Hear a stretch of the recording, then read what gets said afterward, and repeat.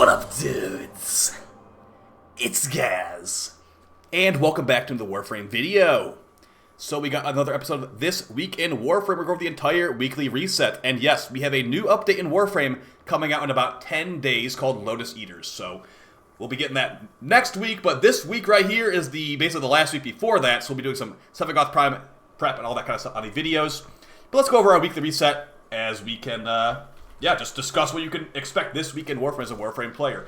And yeah, guys, not a ton going on besides what the things you'll see today, but yeah, there is still dog days for the next 3 weeks. Alright, for the first weekly reset item, we have Teshin's Forma pack, 3 Formas for 75 Steel Essence. There you go. If you need that, if you want to buy that, be my guest. And you also have Kuva and Relic packs here. Now, reminder, since Revenant Prime is being vaulted in about 10 days, you can buy Relic packs here to get Revenant Prime, Phantasma Prime, and Tatsu Prime relics before they get vaulted in about 10 days. So, if you want to do that, be my guest, but they're not extremely expensive items either way. Now, beyond that, as stated earlier, you do have your dog days for the next 3 weeks, but who really cares about that? Not as important. It's more about the new update in 10 days. Get your traces maxed out, get a bunch of relics, get a bunch of Syndicate rep stacked up to get as many Sephiroth Prime relics as possible on day 1 of the new update. If you don't, it's not going to be that big of a deal. Usually these primes drop in price to like under 100 plat within like a couple hours. So, yeah. Just if you want to be really prepared at the very second it comes out. Alright, for Aridis Wars, let's see what we got. And it looks like Aridis is actually kind of worked this week. We do have an Orichan Catalyst blueprint for 20 Pathos clamps. One of the only ways in the whole game to get this for free without any plat is going to be in this location right here. You've also got things like Companion Ribbons, Shotgun Ribbons, and Kuva, and also a Forma for Pathos clamps. So yeah, Orichan Catalyst blueprint at Aridis, pretty much worth picking up to most players. Alright, so moving on to the Elite Archimedian, and also your Archon Hunt. The Owl Archon was gone for over a month, so if you were like, where is the blue Archon shards, if you even like blue Archon shards for that matter, they should be back on the normal rotation. So yeah, we do have the red Archon Hunt back with the Crimson Archon shards, the Wolf Archon for that matter. Mission types are going to be Rescue, Interception, the Final Boss Showdown, and yeah, it should be the normal rotation going forward, guys. It should be like, I think like the Snake Archon next week, and then the Owl Archon after that. It should be fixed going forward. Hopefully it doesn't crash anymore. Moving on to the Sanctum Anatomica, let's take a look at our EDA, and we'll go over the Incarnons and things like that. And yeah, a lot of people are actually confused about the new Lotus Eaters update, guys. There is not any new Incarnons in this update coming out. There is not the Caliban rework. Caliban rework and new Incarnons will be in probably like October or November. The new update in August will be minimal new stuff, unfortunately. But yeah, hopefully you have a lot of stuff to do either way. Okay, so, they're giving us the same exact missions every week on this EDA, it seems like. We've got Exterminate, Alchemy, and Disruption. I was literally joking about it earlier, how it's always this, and it's always this again. So, yeah, I'm just literally right. Where's our boss fight, Pablo? What happened? Did you put the boss fight in the wrong game? Because it's not here anymore. But yeah, either way, we got our EDA here with Exterminate, Alchemy, and Disruption. And for the mission modifiers, Exterminate's got shield armor, so enemies take less damage unless they're hit with a weak point. That can be kind of annoying sometimes, so be careful about that with some of those like robot enemies. Second one, Commanding Culverins. Those robot enemies will have special weapons that will deal 5 times damage to Overguard and mechs. And the final one, if you're doing an EDA, the Elite Deep Archimedian, Myopic Munitions. Enemies will only take damage if a player is within 15 meters of them. So, you must hit weak points, pretty much. You must be within 15 meters, and they deal extra damage to Overguard. Shouldn't really be that bad. It's just an Exterminate. You just run through it, basically. Next mission, Alchemy. Everyone's favorite weekly Alchemy mission with enemies just standing around being invincible, basically. Eximus Amphors. Eximus units will always drop Amphors, but they're the only units that drop them. Oh, what? I've never even seen that modifier. That's a terrible modifier. So, we're going to be in Alchemy for even longer, because the only enemies that will drop grenades are the Eximus units. Okay, so, wow. That's a terrible one. Either way, that's what you got. You must kill Eximus units to drop the Amphors. Next one, Bolstered Belligerents. All enemies have Overguard equal to 50% of their maximum health. Okay? And then the last one, Entanglement. Allies within 4 meters of a slight enemy will have reduced movement speed and parkour velocity. So that's a pretty annoying Eximus Amphors mod. I don't think I've ever seen that before besides today. That's just to make the mission take even longer, so that's unfortunate. Reminder too, the more players in your squad, the more grenades you must throw at the Crucible. So get ready to kill a lot of Xmas, and you're probably going to be in that mission for quite a while, unfortunately. And the final one, Disruption. Could have called that from a mile away. Could have called that from like 3 weeks away, honestly. Disruption again as your final mission. You got double Demolishers as your first modifier, making 2 Necromech Demolishers appear at a time, but their health is reduced. Pretty easy. And then also Vampire Luminous, making it a little bit less easy. These slow-moving Vampire Luminous Deviri cloud things will drain health energy from allies that get too close. They will chase you down across the map, and they're pretty quick, so be aware of that. That if you are standing still, you might be dying pretty quickly, so be really careful in that mission. And for the final one, Devil's Bargain. Allies within 4 meters of a slight enemy gain increased fire rate, but lose more ammo. Pretty much not even a modifier as far as I'm concerned, so yeah. As far as difficult missions here, nothing should be that difficult, just a little bit annoying on the second mission with those Aximus Amphors, as far as I'm concerned, new modifier. And for your individual modifiers, you can choose to turn these on. We got Ammo Deficit, giving reduced ammo from drops and gear by 75%. Energy Exhaust, you lose 2 energy per second for each enemy within 10 meters of you. That's per enemy. And then also Frame Curse Syndrome, activating ability inflicts 50 damage upon you. And the final one, Untreatable. Pickups do not heal, and health orbs cannot be picked up. So, if you have Overguard from someone like Dante or Styanax or somebody like that, shouldn't really matter. But if you're playing a not super tanky frame, like maybe Nova or something, you might be having a hard time staying alive. So make sure you have things that can heal you from other sources. So, not too bad of an EDA, but I just really hope we get that boss fight back someday, because I'm getting a little bit annoyed that it's not back yet. It's been over a month, easily. For Bird 3's Shiny Treasure Shard, you got the Yellow Amber Shard for Bird 3. If you want to get that rep, it's 30,000 rep. You get 15,000 rep from the EDA and 5,000 per Netracell as well. So you get 30,000 rep just from doing your normal weekly stuff down here. If you don't have access to those missions, guys, they do require rank 5 with a Kavia Syndicate to actually get access to those options. Alright, so move on to the Incarnons. And yeah, guys, there will be a new Incarnon in like October or November, and they are going to probably add on another week to this, so just be aware of that. That there's going to be potentially another week of Incarnons thrown on here just to make it take even longer. Alright, so as far as our normal circuit frames, we got Loki, Mag, and Rhino. None of them are really that hard to farm. Mag comes from the Sergeant boss fight. Loki comes from the Jackal squad, or whatever they're called, the Hyena Pack squad. And then the Rhino comes from the normal Jackal on Venus. So they're all really easy to farm. As far as the best helmet ability, Rhino's definitely got the best helmet ability of Roar. So I'd say just probably go for Rhino here for Roar. But whatever one you don't have that you don't want to farm the boss fight for, I guess would be fine as well. But yeah, I'd probably recommend Rhino. And there you go. Now, as far as your Steel Path Deviri, let's see what Incarnons we have this week. Okay, we have the Stalker week. But reminder, if you haven't played in a while, if you don't want to get these Incarnons, you could pick things like Kuva or Rivens instead as your rank up rewards. But yeah, if you don't have all of them, that's definitely the things you want to get here instead. So, going over every Incarnon as far as how strong they are. Some of these aren't really the best, unfortunately, but they're still pretty good. You got the Xylock Incarnon, the Sibir Incarnon, the Dread Incarnon, the Spare Incarnon, and the Hate Incarnon.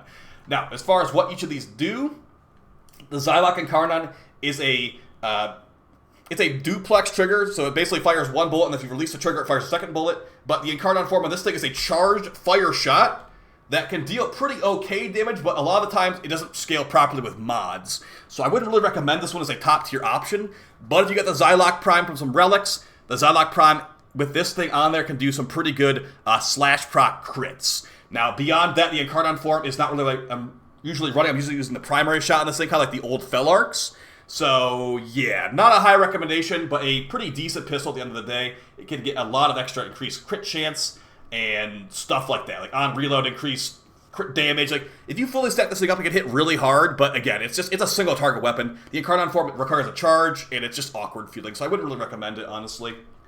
But if you'd like the Xylock, feel free. Sibir Incarnon, this thing takes like, 30,000 crack to build this thing. If you have the Sibir, I'd say get it, because it makes the Sibir a lot stronger. I do use this thing on Frost quite often to make it where it's just a gigantic ice hammer with Frost. And as far as your special ability on this thing, create a cold blast radius with heavy slams. I have never actually noticed that working. So I use this hammer as just basically a really hard-hitting crit hammer with base ice damage. So with the new cold proc changes, this can do corrosive cold quite nicely.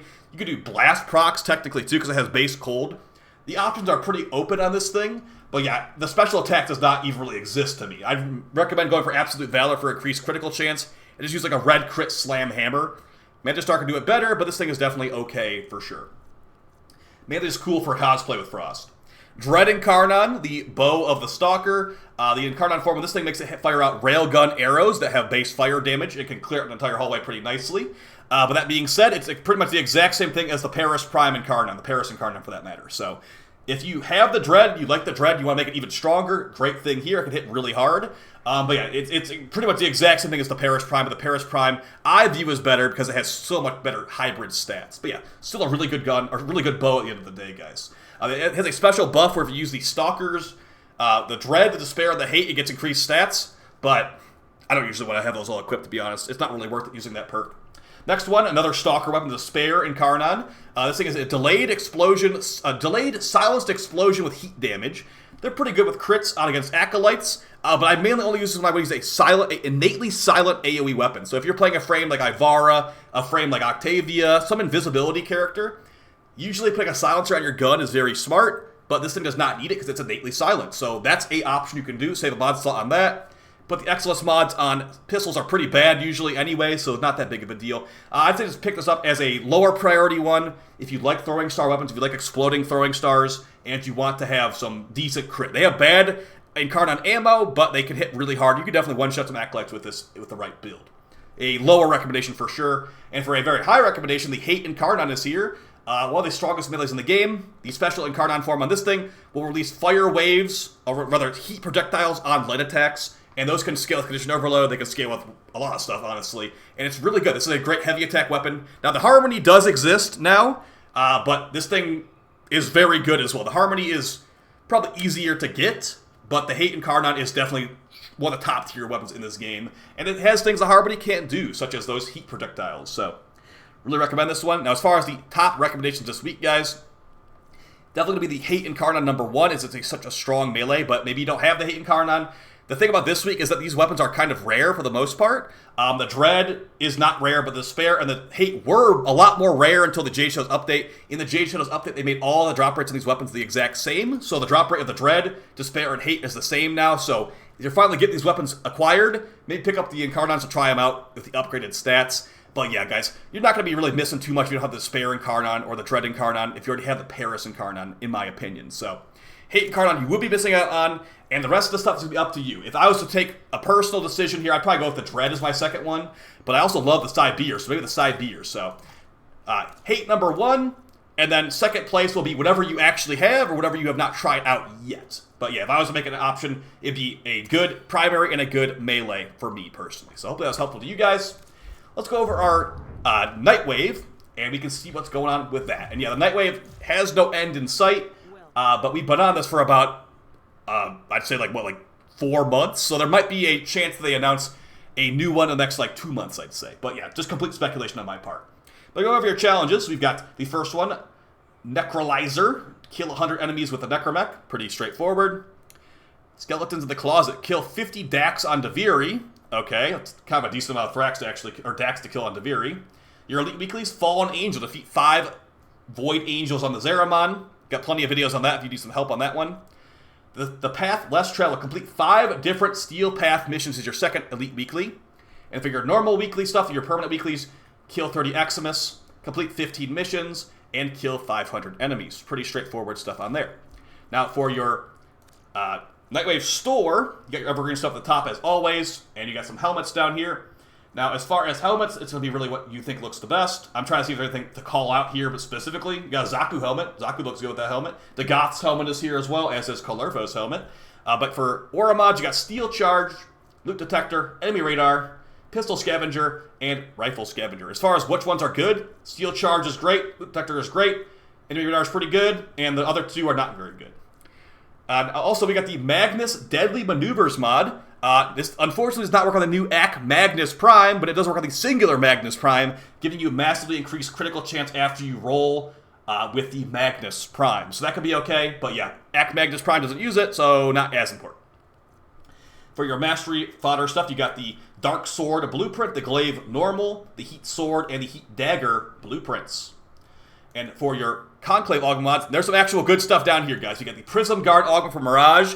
Definitely worth trying out if you like Mirage. Makes your disco ball follow you around and blast enemies with lots of lasers, so pretty good there. Brainstorm for the Gurkhada gives you infinite ammo on headshot for the Gurkhada. Singularity on Nyx makes it where your forked ability pulls enemies in. But remember, you cannot use Assimilate and this at the same time because you only use one augment per ability at the same time. And the last mod, Double Tap on the Latron. I've got a new video with the Latron Prime coming out very soon, and I don't use this mod in the video, but you can definitely try this out for some big damage with the Double Tap Latron Augment mod. But yeah, guys, new Latron video coming out very soon, and that's gonna be basically your weekly reset. There is not a ton going on in Warframe this week. If you want to check out some prep guides for the new update, I do have those on YouTube. But yeah, there might be another one this week as well about prepping for the new update even further. Let's go over our Invigoration to the back of our ship so we can see what we have as far as power bonuses. Yeah, these are random per player, per week, so just because I have this stuff doesn't mean that you're going to have it and vice versa. So let's see what we got. If you want to unlock this stuff, it requires rank 5 with the Deimos Necrolisc Syndicate. Alright, so let's see what we got. We got the most useless Yoreli Invigoration of all time. Melee, critical chance, and health. So you can't melee on your K-Drive. She technically has that new augment where the K-Drive follows you around, so maybe it would be good there. But a terrible one for sure. For Grendel, we got melee damage and energy rate. Okay. Not really exciting there. And the last one for Protea, hopefully it's going to be good. Hey, that's a really good one. We got increased range on Protea and increased sprint speed. So, more turret range, more slash nade range. Whatever helmet I'm using on her, more range on that. And then sprint speed ain't hurting as well. So, great stuff there. Either way, guys, hope you found this video fun and helpful. Lotus Eaters on the 21st. This week will be a lot of farming, honestly. I'll be opening up a ton of relics and stuff like that. So I will see you guys next time, and take it easy. Peace.